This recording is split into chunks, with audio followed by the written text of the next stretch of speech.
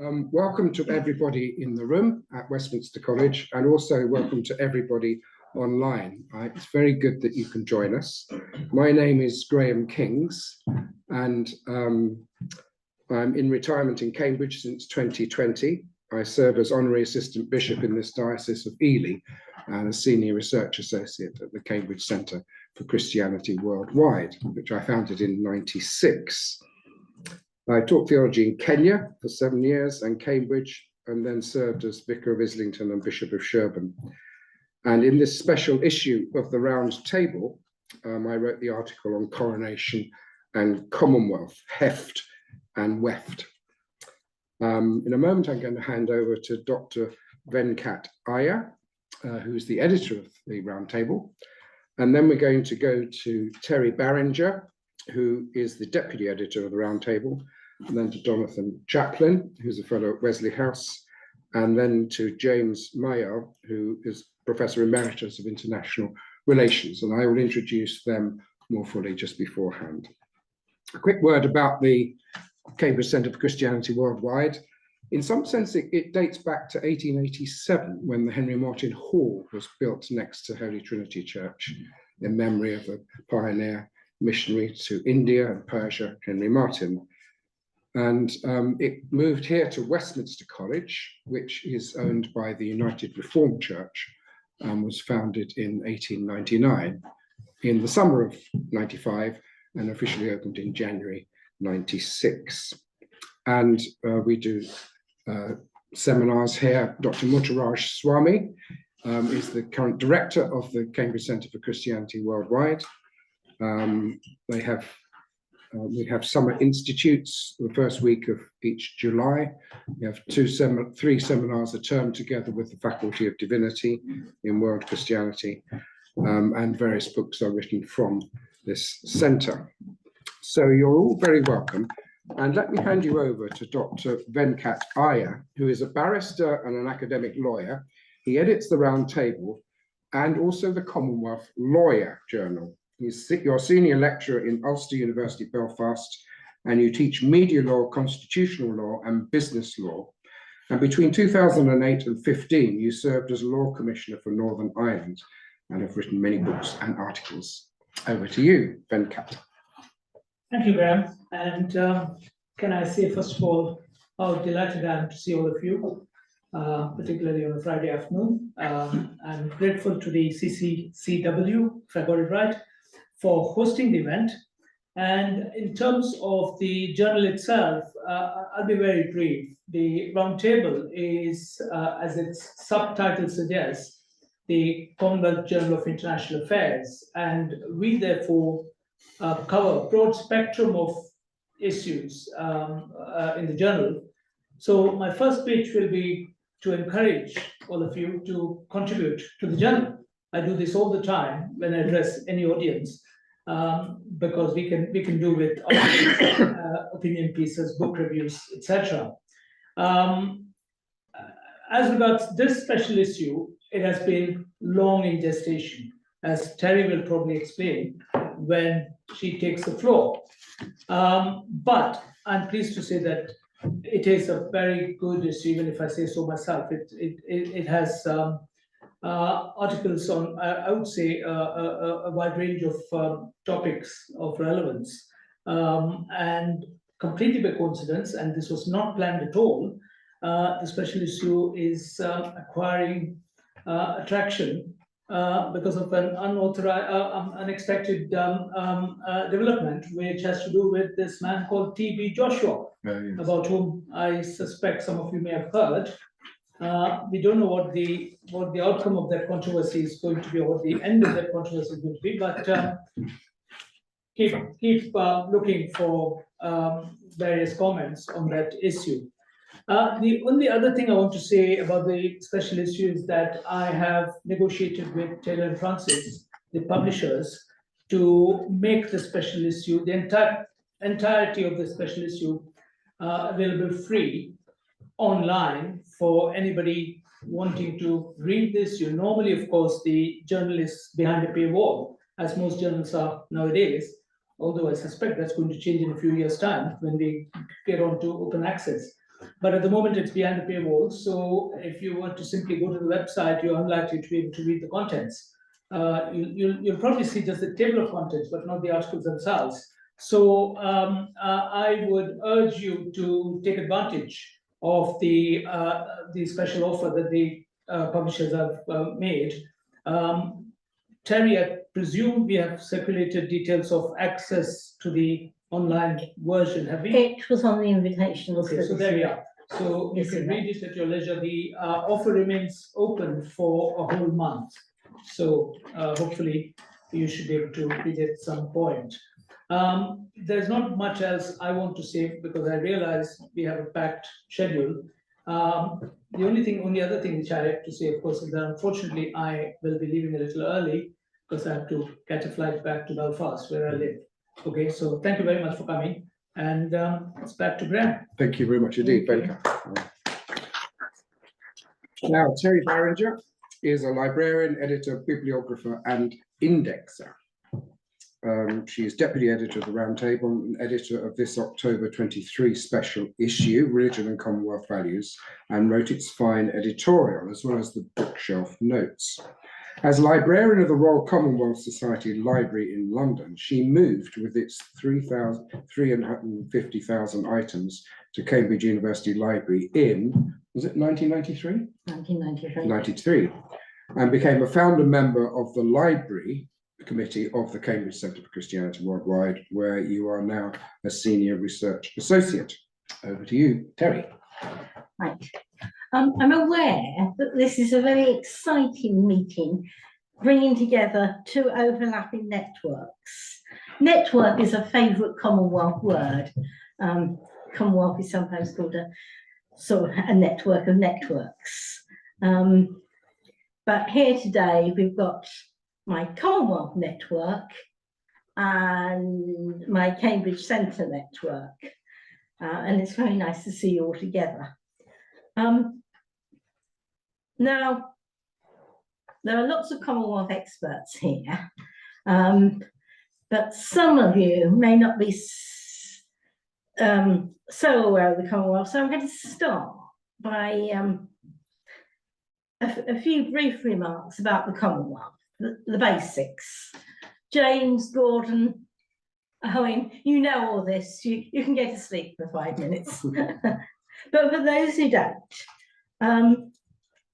any guesses how many members of the Commonwealth there are?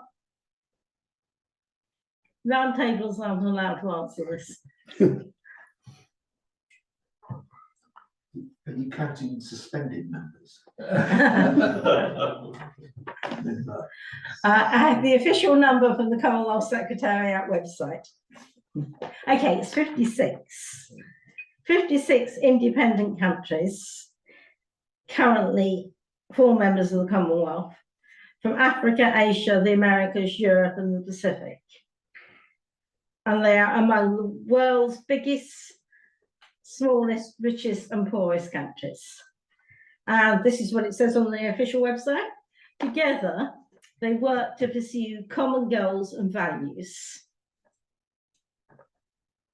We help to strengthen governments, build inclusive institutions, and promote justice and human rights. Our work helps to grow economies and boost trade, empower young people, and address threats such as climate change, debt, and inequality. So the origins of the Commonwealth lie in the British Empire, and after that in the recognition of the self-government of the White Dominions. The British Commonwealth of Nations was originally created by the Balfour Declaration at the 1926 Imperial Conference and formalised in the UK through the Statute of Westminster in 1931. Please, please don't talk about the British Commonwealth. When I first came to Cambridge, the number of people who said to me, "You're with the Commonwealth Library," I didn't know we, meaning the British, didn't know we still had a Commonwealth. the modern Commonwealth was formally constituted by the London Declaration in 1949, and Nehru was instrumental in finding a formula which allowed newly independent countries, such as India and Pakistan, to become members of the Commonwealth, even if they chose republican status and their own head of state. And then, as more and more countries of the former empire gained their independence, the number of Commonwealth states grew. Now, the current 56, most, but not all, have a colonial link to Britain. In recent years, former colonies have been joined in the Commonwealth by Mozambique, the Maldives, Rwanda, and most recently, and largely unnoticed, by Togo and Gabon. King Charles is head of the Commonwealth, is also king of 15 member states known as the Commonwealth Realms.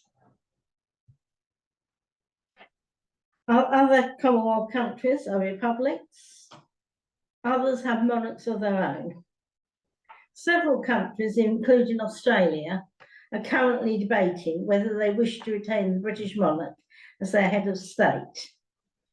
Opting for a republic does not mean leaving the Commonwealth. I labour this point because it's often misrepresented in the British media.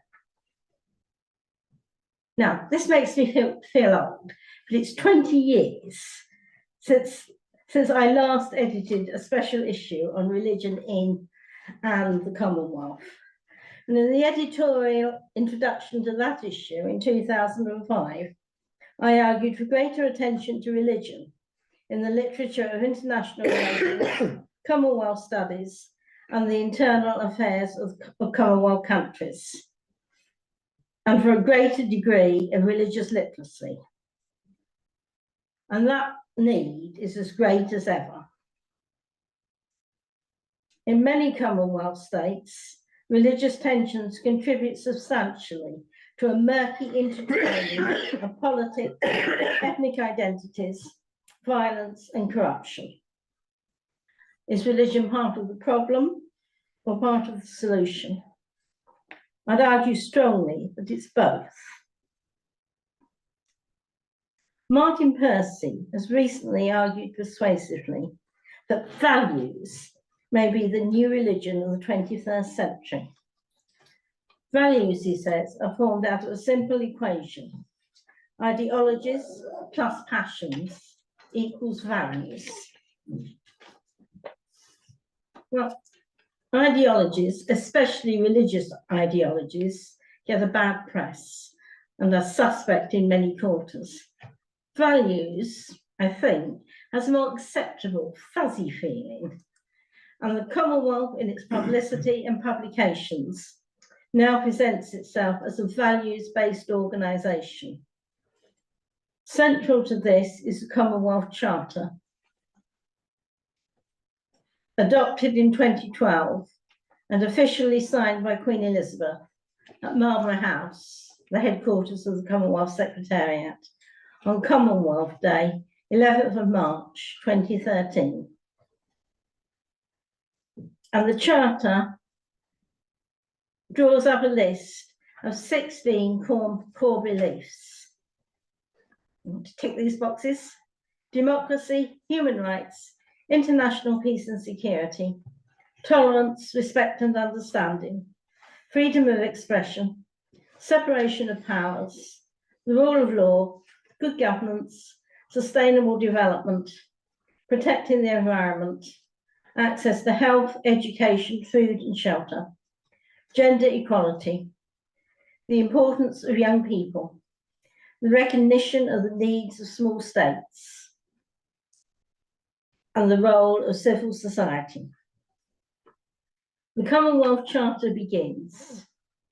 The Commonwealth Charter is a document of the values and aspirations which unite the Commonwealth.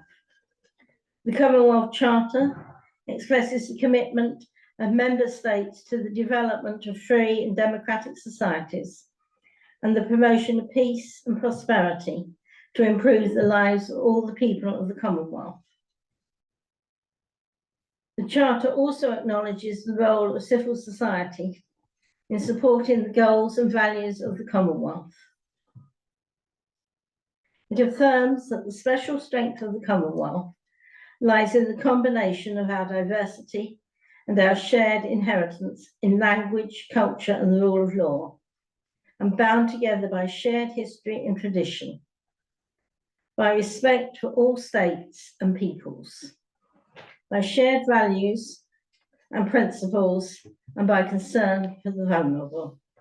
So note, all the talk is about values.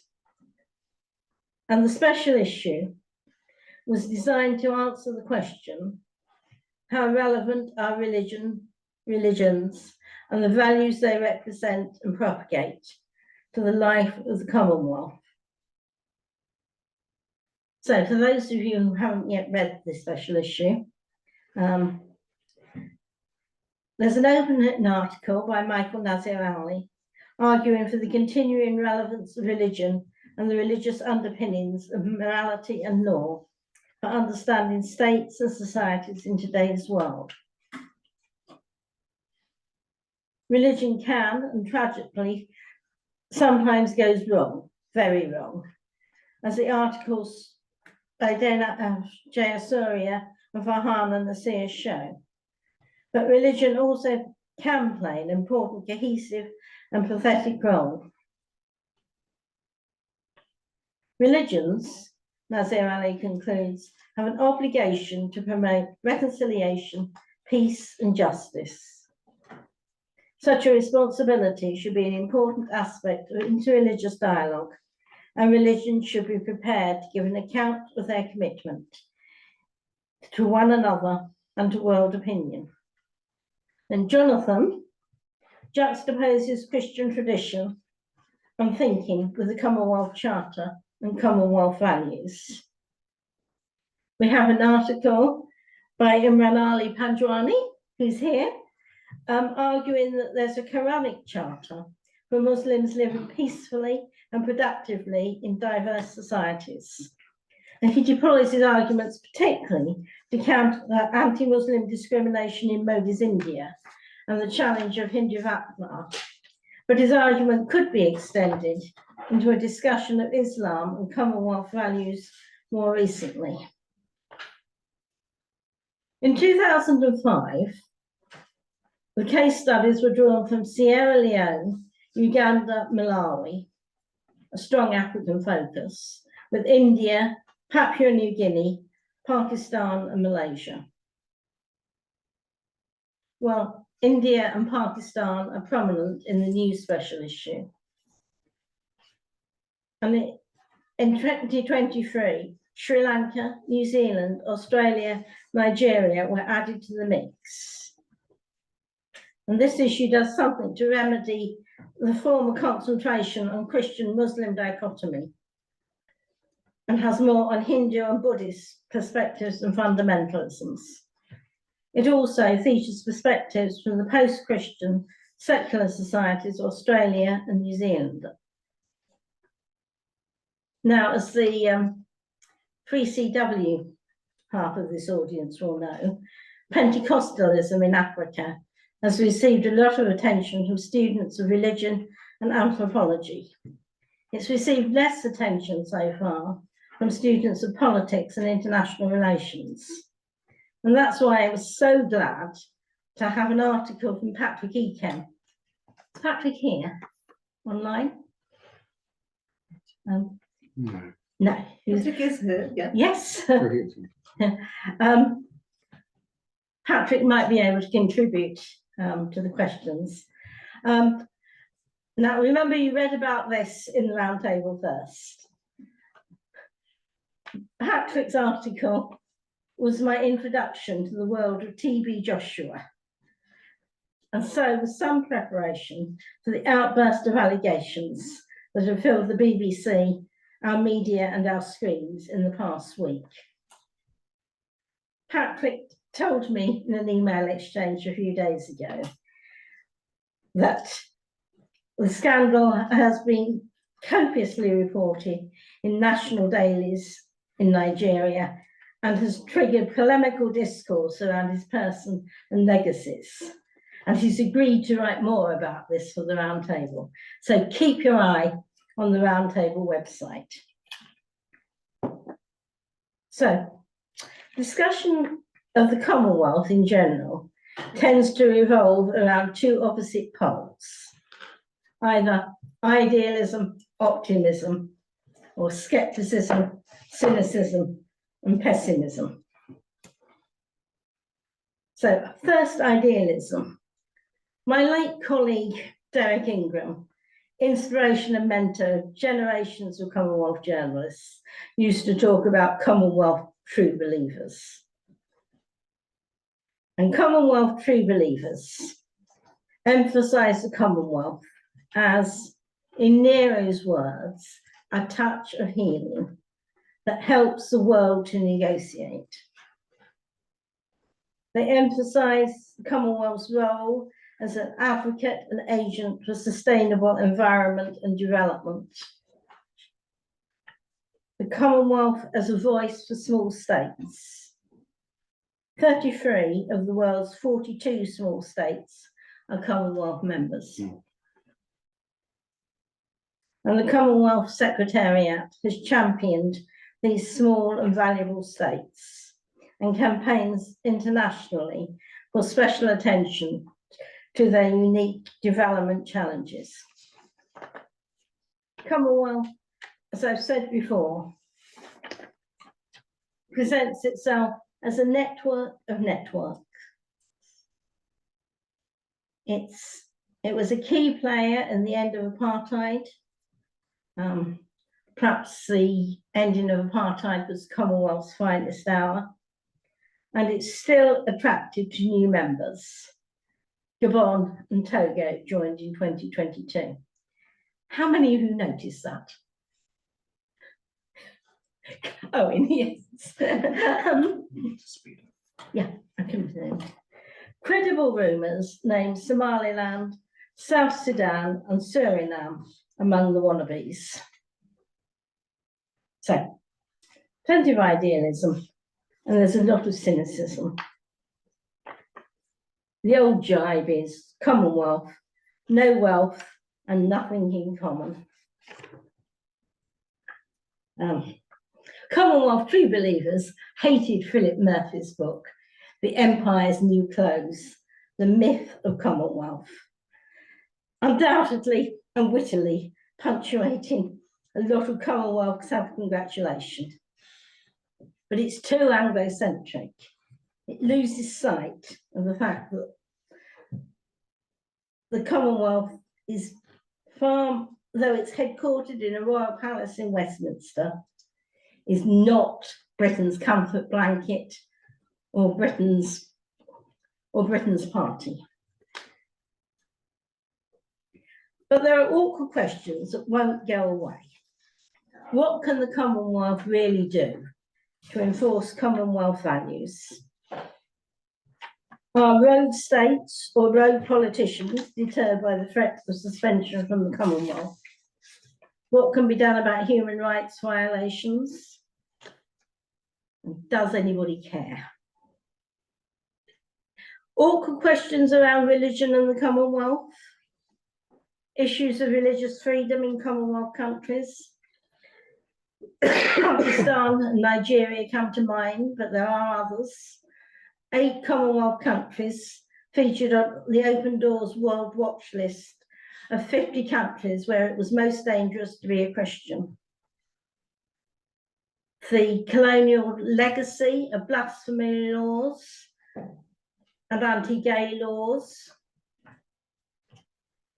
The Commonwealth has got strong and active associations of lawyers, judges and magistrates, human rights activists, but if they are to be effective, they need religious literacy. And so, do world religions, do faith communities have anything to say to the Commonwealth? The G20 has an interfaith forum, not that it gets much publicity, And does the Commonwealth need something similar? Questions about the role of other faiths in the Commonwealth service. Questions around the annual Commonwealth Day observance. Note, it's an observance, not a service. Loved by some, but too Christian for some, not Christian enough for others. And I trust it will not be another 20 years before the Round Table devotes another special issue to the theme of religion and values. When it comes to the future of the Commonwealth, I am not optimistic, but I remain hopeful. Terry, thank you very much indeed. And congratulations on the whole issue. We turn now to Dr. Jonathan Chaplin, who is Honorary Fellow of Wesley House and Director of the Centre for Faith in Public Life, and a member of the Faculty of Divinity. Your latest book is Beyond Establishment, and in this special issue you wrote the article, Can Commonwealth Values be Grounded in Religion? Resources from the Christian Tradition. Over to you, John. Thank you very much. Just a quick correction. You just promoted Sorry. me to the director. And of the Richard's centre. here. The director is sitting right there. He's Sorry. Richard Davis.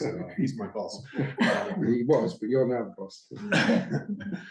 So first of all, it's a great privilege to be part of this panel and to have been invited to contribute to this journal. A real honour to do that. So, and thank you all for coming today, either in person or virtually.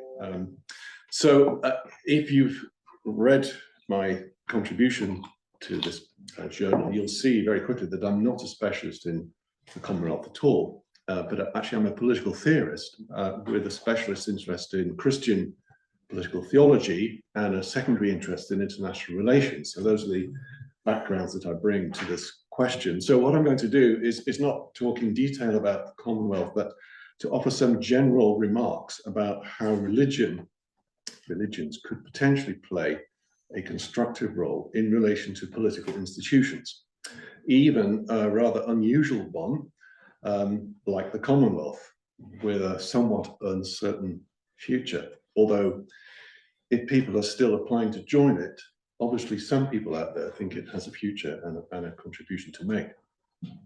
So the Commonwealth is not a state or an international public authority like the UN or the EU, capable of making and on a good day enforcing binding decisions on its members. Rather, it's what you might call an international voluntary association with a very idiosyncratic history and composition, as Terry has just outlined.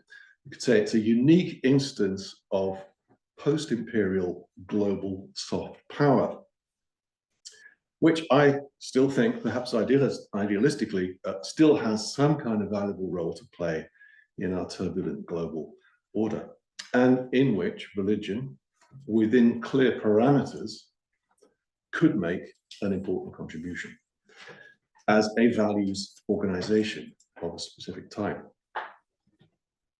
Now, I'm not going to rehearse before you the many instances of the abuse of religion by and in relation to political institutions, since these have been fully highlighted in the special issue itself, particularly in relation to Nigeria, India, Pakistan, and Sri Lanka.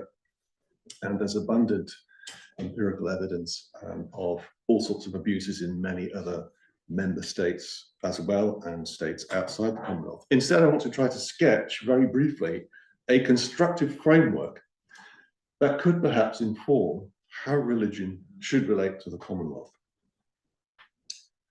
Even though I realize it will be resisted in places where religious identities and cleavages are consistently exploited for partisan political advantage, or enlisted behind outright injustice and illegality. So I'm not going to offer a sort of platitudinous soup of values that just everybody could sign up to. It is a controversial position. There are no non-controversial positions when we attempt to frame a possible settlement of the relations between religion and political institutions. So that's what I'm going to do in the remaining 10 minutes or so. Keep me to time. There could be a number of different guidelines that would inform such a framework, such a settlement. And in the space available, I just want to focus on three broad practice guidelines or elements that could contribute to such a framework and that could perhaps be taken up more explicitly by the Commonwealth in ways that I'll come back to at the end. And the three guidelines, you could say, are religious recognition, pluralist inclusion, and a restrained polity. Those three. I want to spell out a little bit about what I mean for each of those. So first of all, religious recognition. Now, in my view, political institutions should, generally speaking, not take an official view on the truth of religion. That's a general principle of political theory that I would want to propose. Even of its social value, nonetheless, they should recognize the high importance of religion and religious identities in the lives of many of their citizens. Now, on the one hand, there are, as we know, egregious examples of political leaders and movements that exploit appeals to religious identity for all kinds of malevolent or undemocratic purposes, as the ideology of the Hindutva movement, for example, illustrates very clearly. But on the other hand, where public officials suffer from religious illiteracy, note that many political leaders in the Commonwealth and elsewhere are still educated in elite Western institutions, which are largely secularized in their mentality. So where they suffer from that kind of religious illiteracy, or adopt a supposedly neutral religion-blind stance, refusing to recognize the significance of a religious concern behind a religious community's political complaint or demand, they unintentionally belittle that community, making interreligious cooperation and conciliation yet more difficult than it already is. So just to give an example of this from the realm of religious speech, I don't think it's feasible or desirable to impose a general ban on the invocation of religious belief in political debate, religious language, religious arguments. Even though all of us at times would dearly like to just shut some obnoxious religious fanatic up, wouldn't we like to do that in many settings? But to do so would create the sense among some, many perhaps, that their religious identity was being dismissed and diminished in public discourse.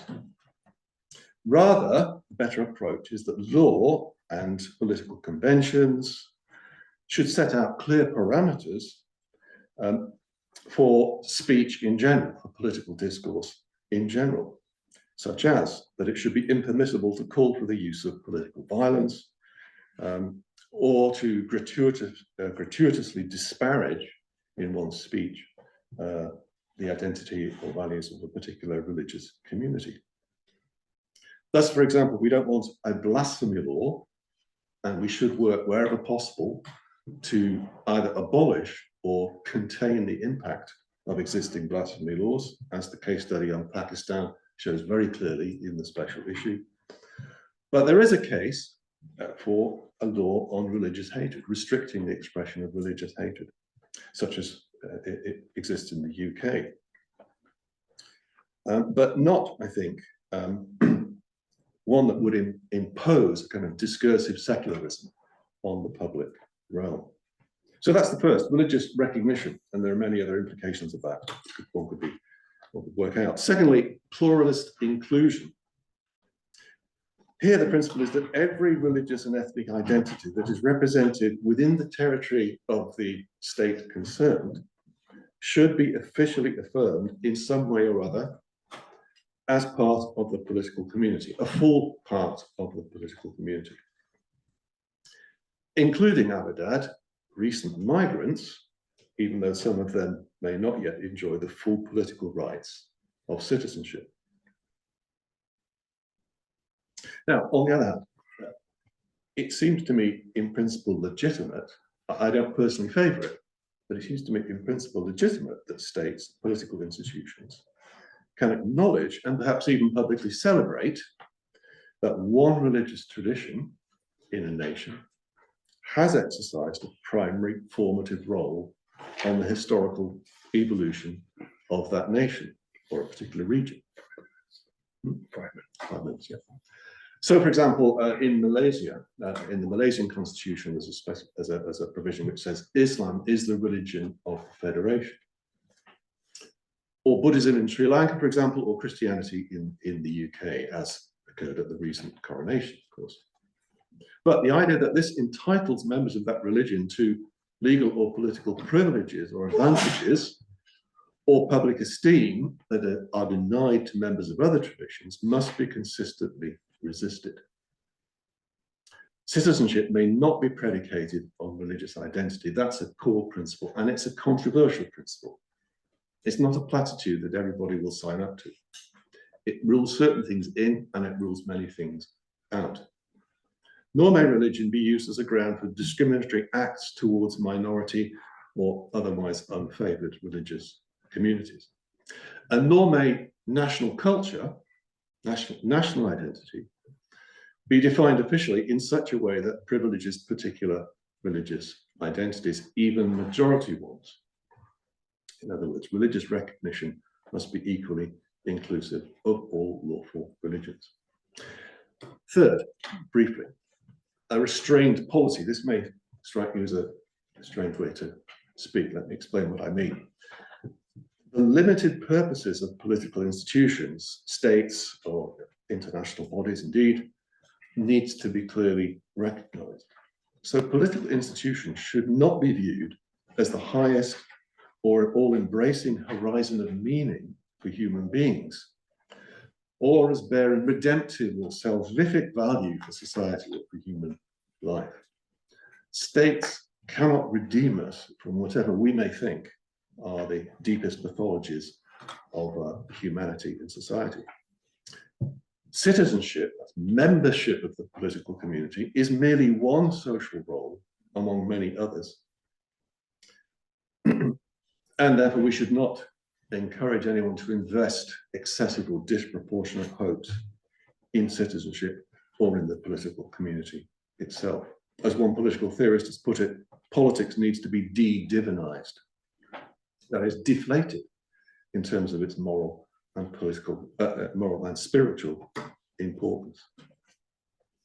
Political institutions at any level are functional bodies with a specific and limited task. And we have to admit, a rather clunky set of tools like law, taxation, regulation, and so forth, to maintain public order and realize an external framework of justice, security, and welfare that is the condition for all citizens to then pursue their own way of life and their own faith tradition in the ways they choose. It's essentially, they are essentially ill-suited to determine the truth or worth of particular religions or other worldviews, or to form the religious lives of citizens. So those are just three possible elements of a possible workable settlement of the relationship between religion and political institutions. Now, a couple of other concluding remarks. I immediately concede that these three elements reflect the influence of my own formation in Christian political thought. Indeed, I spell that out in the article in the journal, although here I haven't invoked theology in their support. So it's true, adherence to some other religious traditions might well resist one or more of them. It's certainly the case that strands of Islam, and certainly the ideology of Hindutva, resist the third, which is a deflated view of political institutions. They have an excessively inflated view of the capacities of political institutions. Indeed, some of my fellow Christians would resist some aspects of what I've called pluralist inclusion. So be it. That is the state of play. Let the debate ensue. Let it be a vigorous debate among plural traditions and within traditions, held in civil society, not presided over by governments, and taking place with civility and legality. Now, quickly, in the last minute, what might this mean for the Commonwealth. Well, actually, Terry's already anticipated some of what I'm going to say, which is useful. Now, the Commonwealth has no power to impose any religion politics settlement on any of its member states, but it could act in two ways that could steer them towards seeking more conducive and more just settlements of their own, even though a wide diversity of arrangements are going to prevail, whatever happens at the Commonwealth level.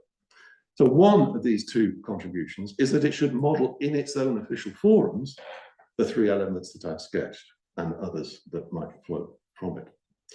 Not simply by being permissive in the face of religious interventions, but by actively facilitating and framing such and empowering people to make such religious interventions in the official fora of the Commonwealth. And as Terry mentioned, the G20 Interfaith Forum, launched in 2014, could serve as one possible model for that.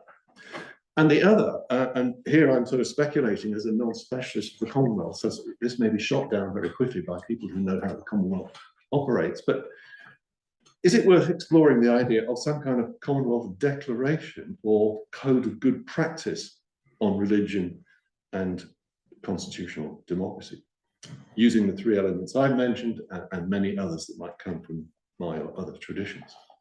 So mine, as I said, comes from the three elements I identified come from my own Christian tradition, traditional Christian political theology. An Islamic account might draw on the intriguing Quranic exegesis offered by Imran Ali Panjwani. I hope he's going to comment on that in the discussion, to justify something very much like what I called pluralist inclusion. At least it seems to me that there's a basis for something like that, and so forth, same for many other different traditions. Such a declaration could perhaps serve as a further specification of the Commonwealth Charter's commitment to democracy. And perhaps, and this is, I realize, being very idealistic, serve as a ground for interventions by the Commonwealth Ministerial Action Group, which I admit so far has proved itself fairly toothless. So let's say an upgraded CMAG, if one is attainable. And based on the articles in this special issue alone, there would seem to me to be a prima facie case for such an intervention right now in Nigeria, India, Pakistan, and Sri Lanka, among others. John, thank you very much indeed. We now move to James Mayard, who is Emeritus Professor of International Relations in the University of Cambridge. You were appointed in 1997 after many years at LSE, and you were elected a Fellow of the British Academy in 2001. This is a wonderful book that Terry is pointing out, The Contemporary Commonwealth.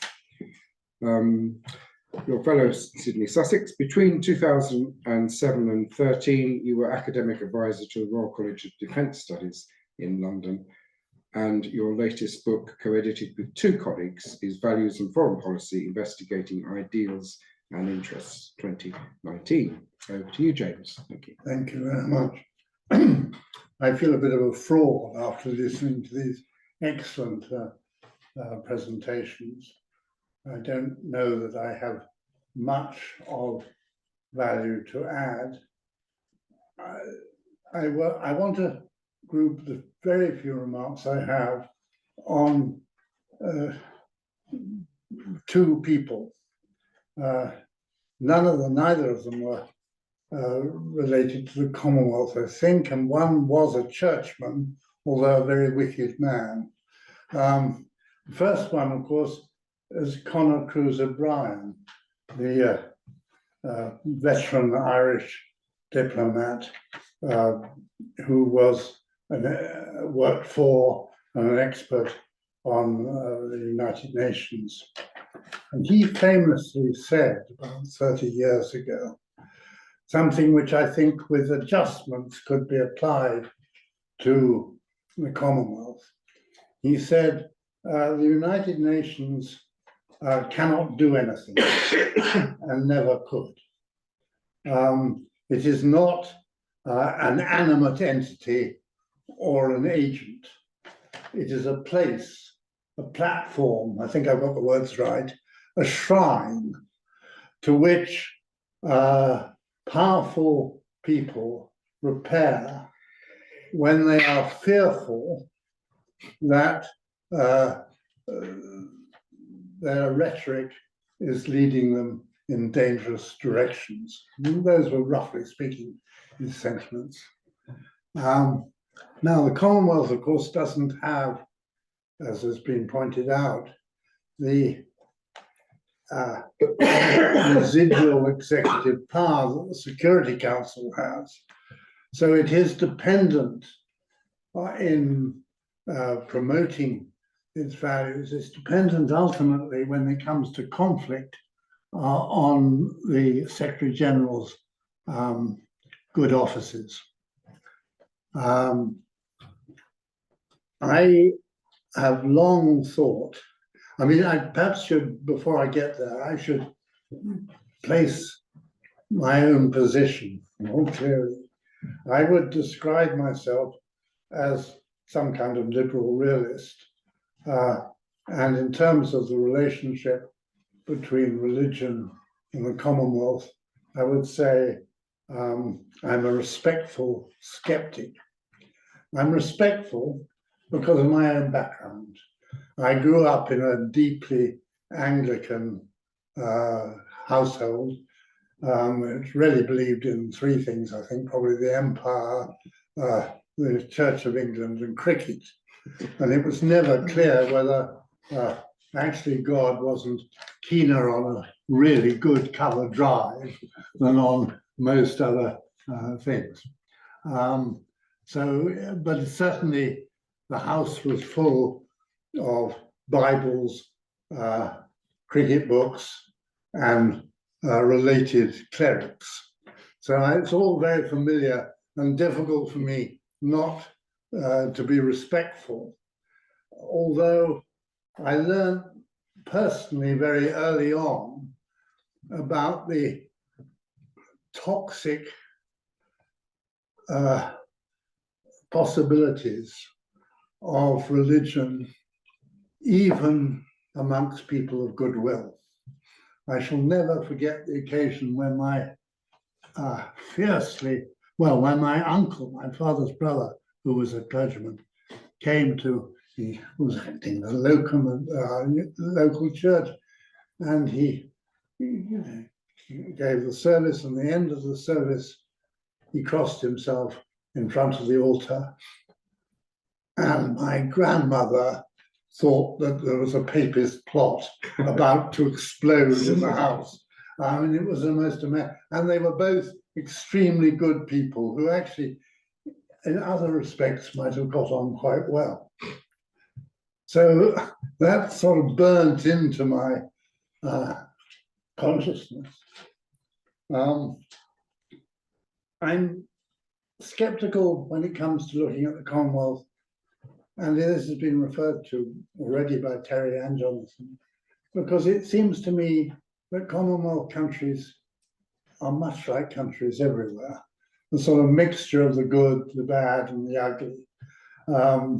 You can't get away from that. You have to use the good whenever you can to reinforce cooperation. And so what I want to echo very strongly is what Jonathan was saying about pluralism.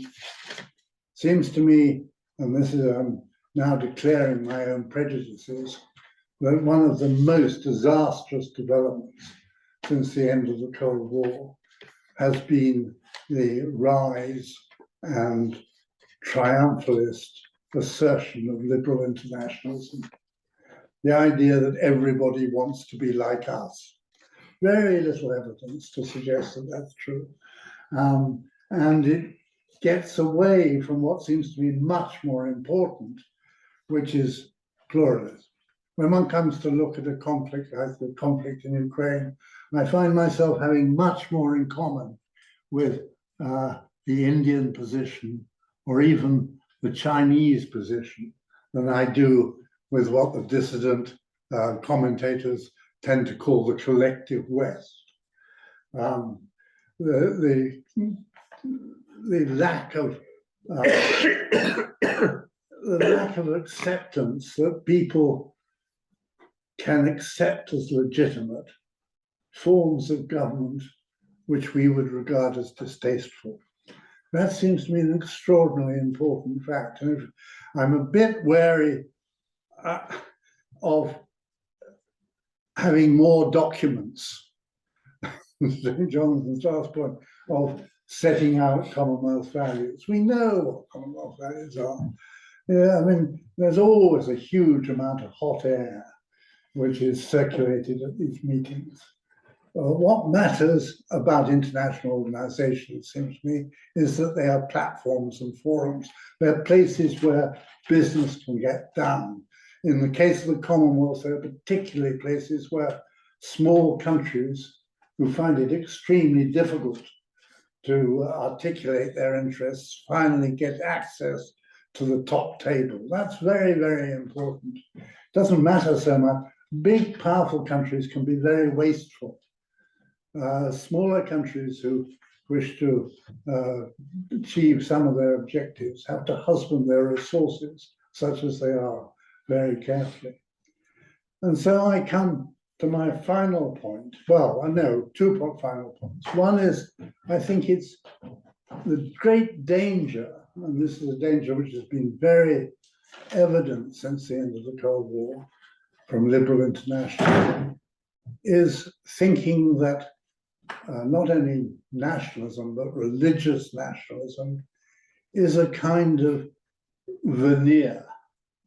It's something behind which everyone hides using hypocrisy to protect themselves from what everyone knows to be the truth, which is the realpolitik of particular interests. Well, of course, there are particular interests in any political situation, but it's a great mistake, it seems to me. It was a mistake that was made throughout the Cold War when people looked at what was going on in the Soviet Union. They assumed that the Soviets, the Russians, were all hardline realists, which they were, but it also assumed that they didn't really believe a word that they had been taught and learned to believe ever since 1917. That, I think, was nonsense. And it's dangerous nonsense because it assumes that we all think the same way, which we don't. Which brings me to the wicked churchman, who is, of course, he was a very old man. He became French ambassador to the court of St. James. I'm thinking of Talleyrand, a bishop who made a private fortune by insider trading, really, of his position, but nonetheless was a really brilliant diplomat, and whose maxim, which I never cease to think is the most important diplomatic maxim there is above all, not too much zeal. Thank you. Not too much Zeal. Zeal. James, thank you very, very much indeed. Well, that's been three wonderful contributions. Thank you very much indeed. And it does leave us with half an hour for questions, both in the room and also online. So Pavlina will be looking for questions online. If you'd like to raise your automatic digital hand, then she can see. But let's begin in the room here. Who would like to ask a question or make a comment, and to whom? So Richard, and then to you. Yes, thank you. I just want to respond warmly to Professor Mail's remarks about, not everyone wants to be like us. And I'm married to a Ghanaian, so I'm from New Zealand. We're both members of the Commonwealth, finding ourselves as immigrant workers here and realising that actually we're not British, we don't want to be British. And well, we do for immigration reasons. But for that, we're treated like anyone else. There's no favouritism towards any members of the Commonwealth. In fact, I did my doctorate in Edinburgh with Mutara, and a German said to me, he goes, "Oh, you're lucky. You must pay a local fee because you're a member of the Commonwealth." I said, no. I said, my ancestors came from New Zealand to die to save the British from the Germans. And you Germans get the European local fee, and I have to pay the full international fee. I said, we're not coming to save the British again. But Ruby, my wife, who used to work in civil society in Ghana, and was working in governance and values and politics and so on. She always, they always used to look up, oh, it wouldn't be like this in Britain. Oh, it wouldn't be so corrupt in Britain. Things are much better in America or Europe. But she realizes that now, having lived there for 3 years, actually, Britain is not a model for any values, really. Neither is America, given their political disasters. And Africans are perhaps much better off looking at their own traditions and practices and so on. So, yeah, values, I'm a skeptic, I think, very much a skeptic for those reasons. Thank you, Richard. Imran. Yeah, thank you. Honored to be here. Nice to listen to all of you. I just have 2 comments on the speeches. Very, very insightful. So, the issue that I have, is I see both as a Muslim, but as somebody that wants to my children also go there.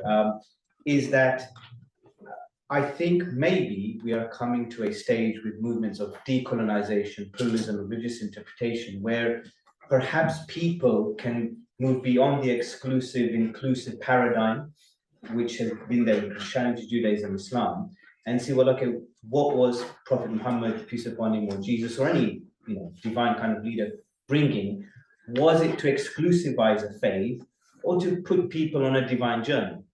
And the biggest issue, because this was Jonathan's point, I think in the end of trying to build that more pluralistic theology, which I find is whether you look at Islam, you have Shia and Sunni, or Catholic, Protestant, whatever, or in Judaism, Reform, is the mainstream people listen to the traditional religious voices, which are exclusivist. So if we want to have this open debate, they're not going to have an open debate because, well, my religious leader or traditional community or mosque or whatever is saying this about how we have to behave with other people to the extent of the food we eat and how we behave with each other. My view is, of course, not that, because I think that the vision of prophets was significantly bigger than that. So that's the biggest challenge which I'm seeing everywhere. And the second is that when I was in the 90s, right, 80s and 90s, because you're older than me, but there was still a religious environment in schools. And the Christian practice in this country has declined significantly. And whether you talk about any religion, commercialism, corporatism, and entertainment has a significantly powerful voice in shaping values, right? So whether we are religious, non-religious, the other issue is how to counteract that with some decent values. As you said, you don't want to be too zealous. Yeah, I agree. You want a sane religious voice, and you don't want an extremely secular voice, perhaps like Trump. I don't know. So I think that's the second issue, second challenge. And the small solution that I'm working on, which you saw from the article, is I'm trying to reinterpret those verses of the Quran which speaks to a more universal human system, not just because I think that's the trendiest thing to do, because I personally believe, I think that's the more genuine core, which I think prophets are trying to do. So, and just to respond to the values, I mean, I'm a skeptic of looking through values through various empires, and I agree 100%. I mean, I'm Indian, ancestors were slaves, etc. I agree 100%, but I think that the only way is to put all that aside and see, well, what is it that binds us, and how can we use the religion and whatever political framework we're from to kind of bind us together? Otherwise, what's the alternative? Wars and killing, isn't it? So. But Malali, thank you very, very much. And thank you for your article in the special issue, which is Where Law, Politics and Scripture and Theology Intersect, an exegetical examination of 4913 in the Quran in light of Indians' right-wing legislation and policies against Muslims. Before we come to those online, does anyone on the panel want to respond to Richard and Malali? I'll respond briefly to Manali. Thank you for that. Yes, so point I didn't have time to make was the distinction between what you might call the doctrine of religious pluralism, which is a doctrine in the philosophy of religion, Yes. the theology, that affirms that all religions are fundamentally equal and are groping for the same thing. Now, I don't personally share that doctrine. So in a certain sense, you could call me an exclusivist. Yes. In the sense that, I'm prepared to say, I think Christianity is true. And, I expect you as a Muslim to say, you think Islam is true, and we're going to have a fun debate about that. And we should. But that doesn't in any sense commit me to political exclusion. So in other words, I think it's possible to hold to particular religious traditions as true, and therefore implicitly others being less true or even false, but nevertheless, politically speaking and civically speaking, to adopt a policy of radical inclusion. And that's what I was arguing for. And indeed, I would argue, and I think this is what you're doing in your Quranic exegesis, saying, in my exclusivist sacred text, there is a basis for a vision of political inclusion. Would I be reading you right? Yes, although with the first point, I would argue that your exclusive position, for example, Christianity, I would even reinterpret my exclusive position to the extent that divine scripture cannot be viewed in a vacuum. It's viewed in a historical context. And so if you say you believe in Jesus, so do I. My kids are named Mary and Jesus as an example. They are actually, but in Arabic, Maryam. But my point is, I don't think the prophets were exclusivist, and that's a theological interpretation. Okay. So I'm prepared to accept both. But where I agree with you is I'm exclusivist in the sense I don't think Satanism is a valid religion, because I don't think it's in line with the natural human essence. So I'm prepared to reject those forms which are all of that, but any other form that searches for that divinity, I'm prepared to accept it. And that's how we interpret the scripture. Yeah, thank you very much. We'll come to you in a moment, Owen. We've got a question online. Okay, Jenny Knight, can you unmute yourself, please, Jenny? Do you want to introduce who you are? Yes, hello. Hi, Jenny. Hello.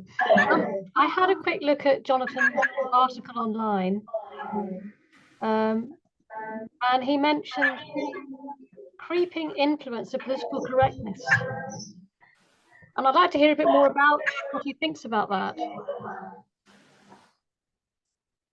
I think that's where you're quoting Donald Simpson on the Commonwealth Day observance. Oh, that's right. Yes. So you're quoting somebody. Yes. I did last night. That's right. I was quoting somebody else at that point. You I were, wasn't necessarily affirming that view. I was just citing him as an example of somebody who is skeptical about the Commonwealth's attempt to be religiously inclusive, actually. So I... Do you have a view on that yourself, though? I'm interested in what your view is on that. Well, so what he's naming as political correctness, or today, is sloganized as woke, whatever language you want to use. I don't like these slogans at all. I mean, I don't think the term woke has any intellectual meaning, actually. But people use it as a way of pointing to a set of progressive political values to which they deeply object. So that perception is present in many public institutions, and I imagine it's present in Commonwealth fora as well.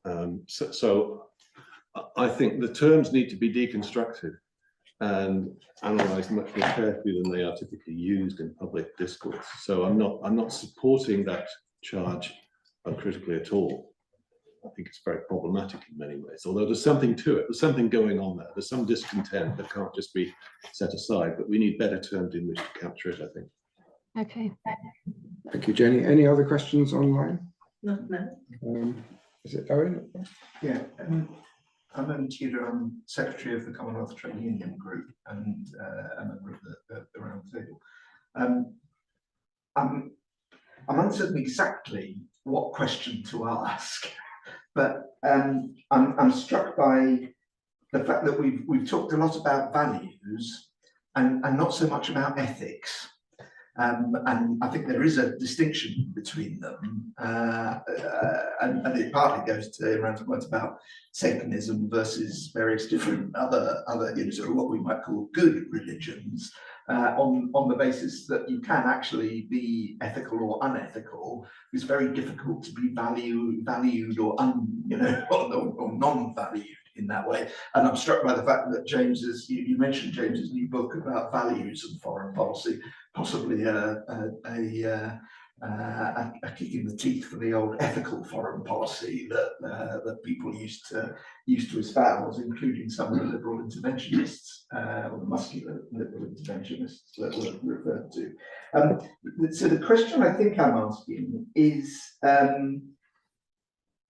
no one's particularly talked about whether the Commonwealth ought to be a force for good, and whether the Commonwealth ought to be promoting goodness in the way that many of the bits of the Commonwealth Charter clearly, are what probably most of us would consider as being good things. And I think I'm not trespassing into James's liberal interventionism to suggest that there is a general understanding among nations that they ought to be promoting good things rather than bad things.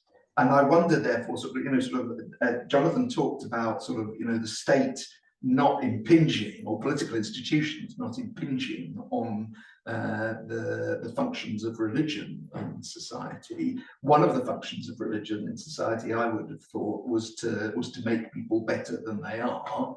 The Labour politician John Cruddas has published a book, I think it's out this week, in which he says that one of the functions of the state is to make people better. Not better off, but better than they are.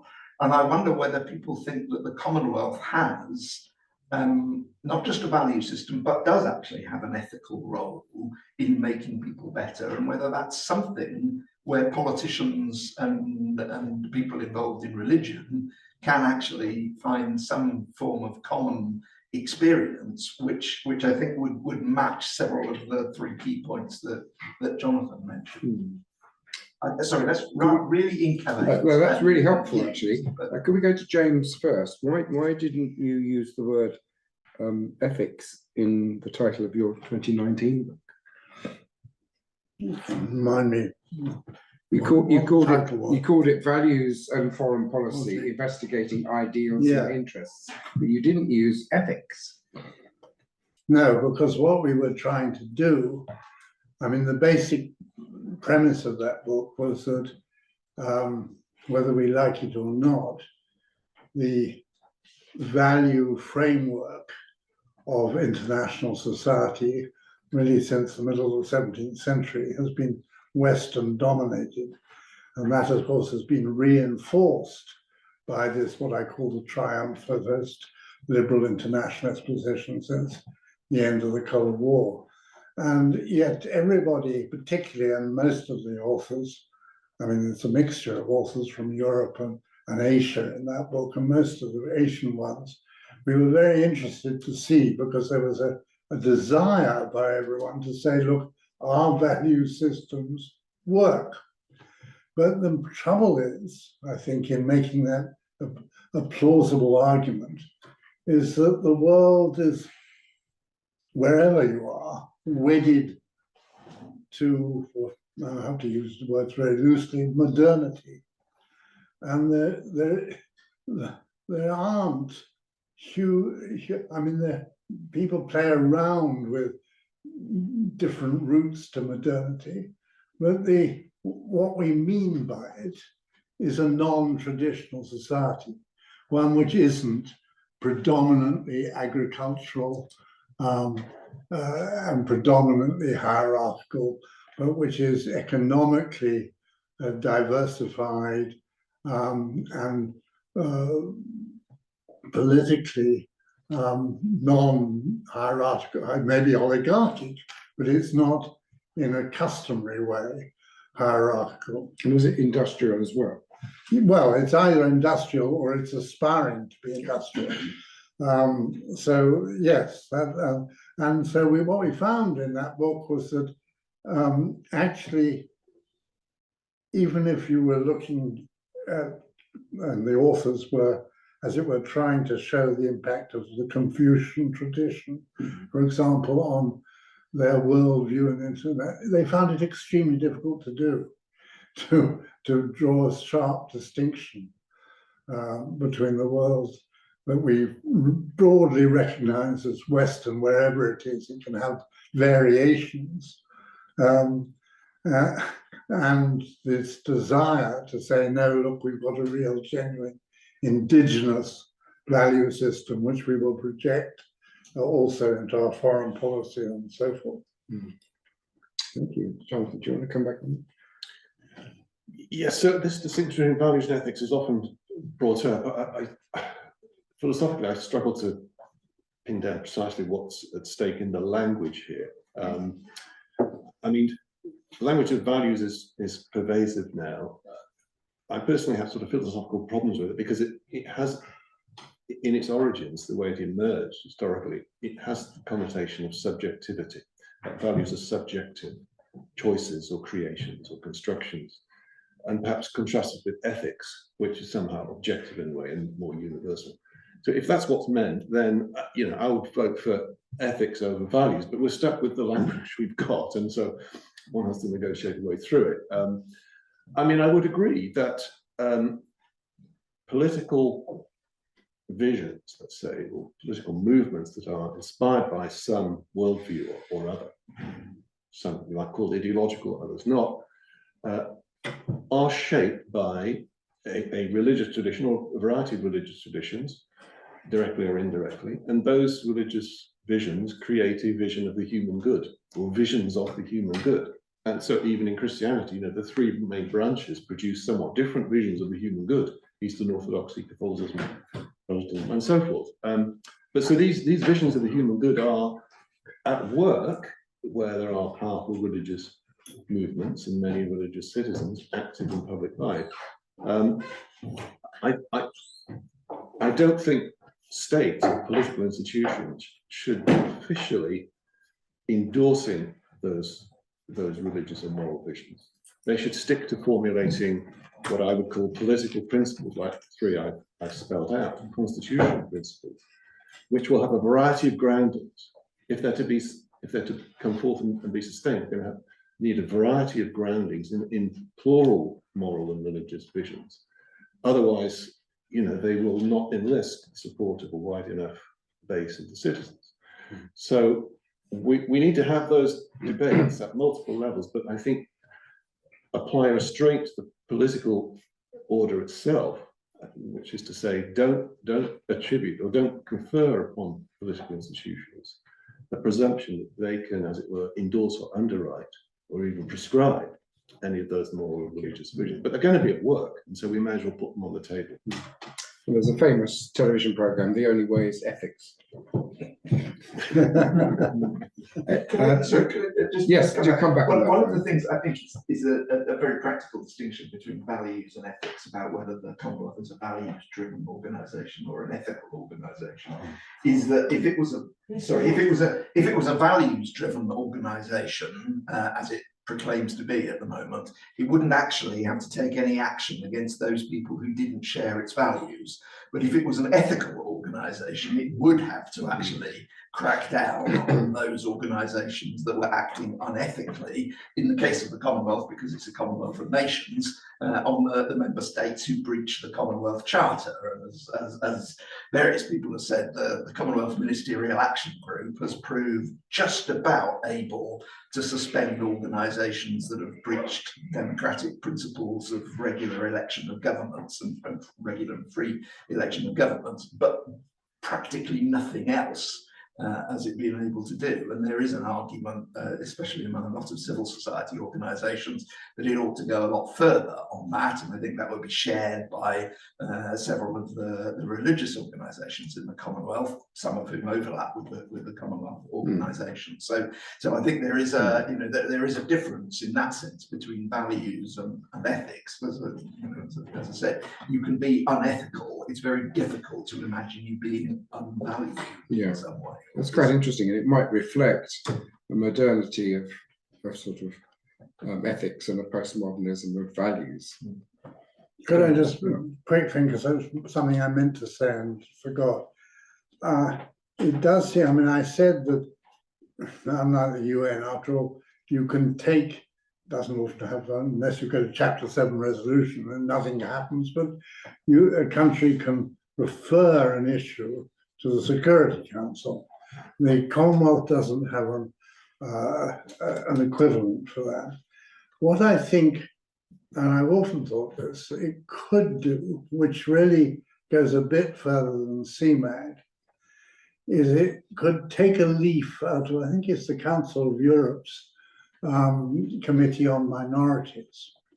Because the Committee on Minorities, if I remember rightly, allows any movement or individual or party which has an issue anywhere to raise it with the committee, and it has a right to investigate.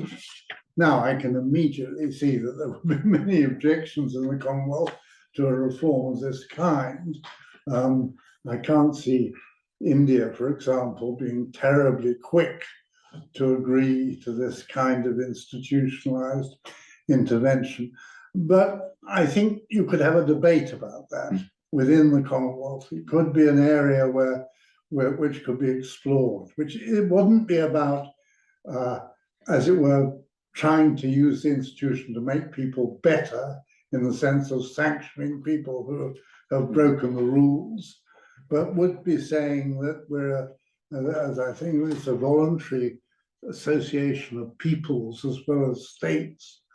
And there are huge numbers of issues which people would want to have debated and aired and so on. And a lot of them would, of course, be grievance-based. But if they had a right of access to somewhere, that I think itself would be a move not in making people better. I remain skeptical about political institutions either being able to, or even whether they should try to play around with human nature in that sort of way. But I think it could create an environment for cooperation, which would be a good thing. Thank you. Kathleen, do we have anybody online? Philip and then Richard. Thank you, yes. Can I come back to a comment that I think Terry made in quoting, if I remember correctly, Bishop Nazir Ali, religion should promote ... and then a series of values which probably most of us in this room would sign up and say, yes, those are good things, reconciliation and governance, etc. But I was reflecting on that religion should do something. Now, I haven't read his article, so I hope I'm not misrepresenting him, but that sort of concept of ought and should, of such an amorphous concept like religion, when in fact there are lots of religions within each religion. There are all sorts of different faith belief systems that different people have. So it's really far too complex, I think, to speak of generically.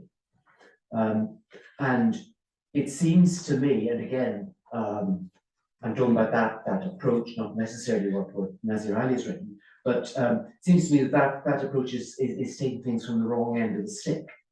And my reflection on listening to everyone is that the approach that we're all in this together as people, and therefore we need to acknowledge and accept and tolerate and have a framework for doing that, which I understood to be the sort of general portrayal that Jonathan was envisaging, is a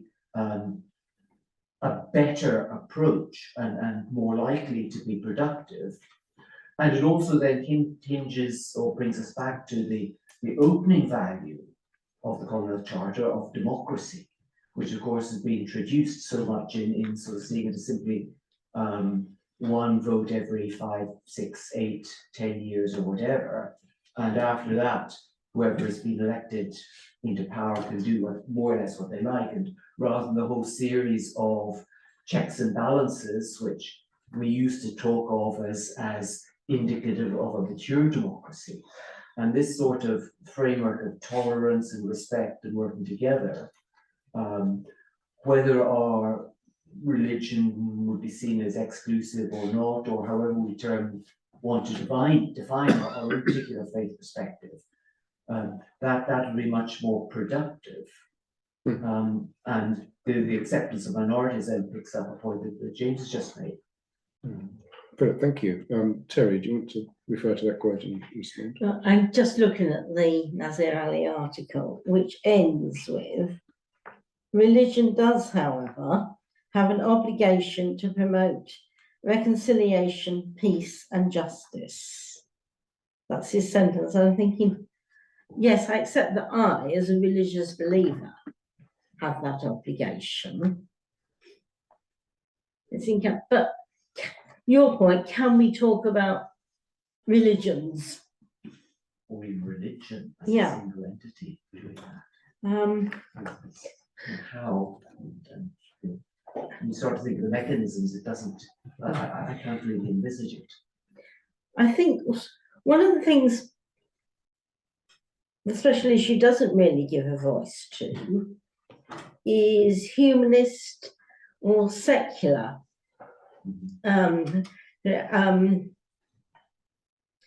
So if you define yourself as a non-religious person, where do you get your values from, and how do you express them in dialogue with religious values?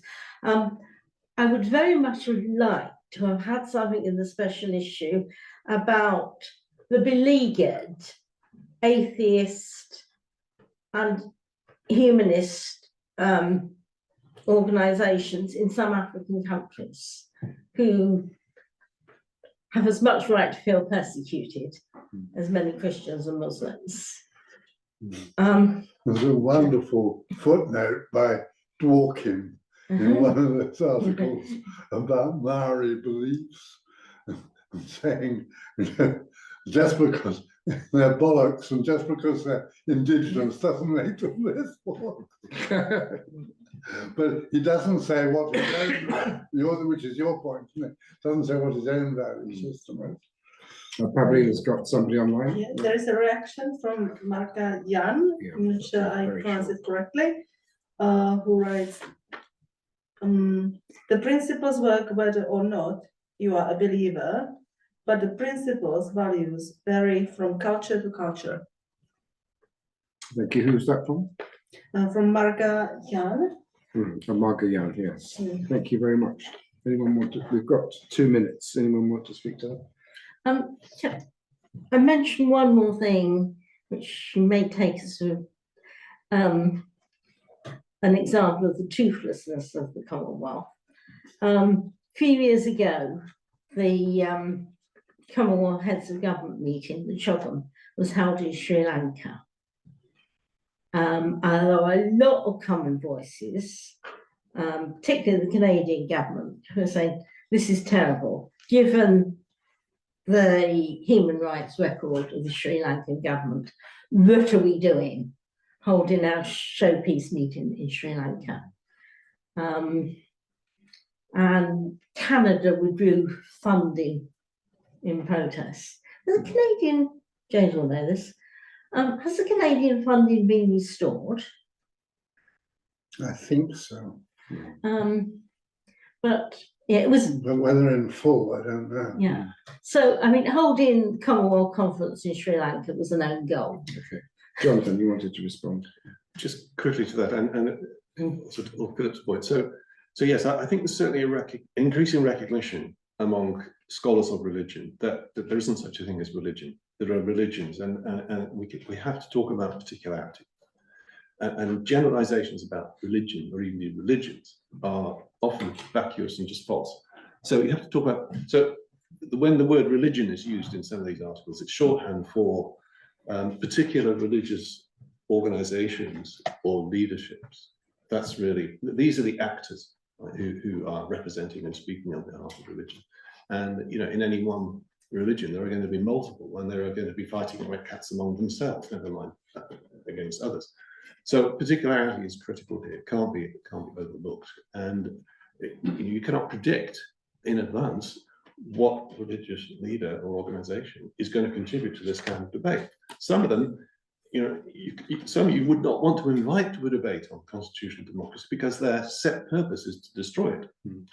So, you know, I don't want virulent supporters of Donald Trump, evangelical supporters of his kind of Christian, exclusivist Christian nationalism, around a table discussing this kind of thing. There are certain preconditions for that kind of discussion, I think. So, you know, and this alludes to the point that's made online that principles are given content by very different specific religious and cultural visions and practices, and that has to be taken, you know, fully seriously. And there's no easy way to negotiate through that. That's great. And on that, we need to draw to a close. There'll be other questions which can be discussed over tea. Before I announce our next seminar, I want you all to thank our panel. So James, Terry and Jonathan, many thanks indeed. And to the editor Venkat, who's had to slip off to Belfast. The Cambridge Centre for Christianity Worldwide special day lecture is on Thursday, the 25th of January at 4 o'clock. Will that be in the faculty or here? In the Runcie room of the Faculty of Divinity. Professor Emma Wildwood, who was director of the Cambridge Centre, is now Professor of African Religions and World Christianity at the University of Edinburgh. She'll be speaking on health and world Christianity towards a history of healing in African Christianity in the 20th century. So you're all invited to that. And if you're not on our mailing list, please do sign up on the board there. Thank you very much indeed for coming. Thank you.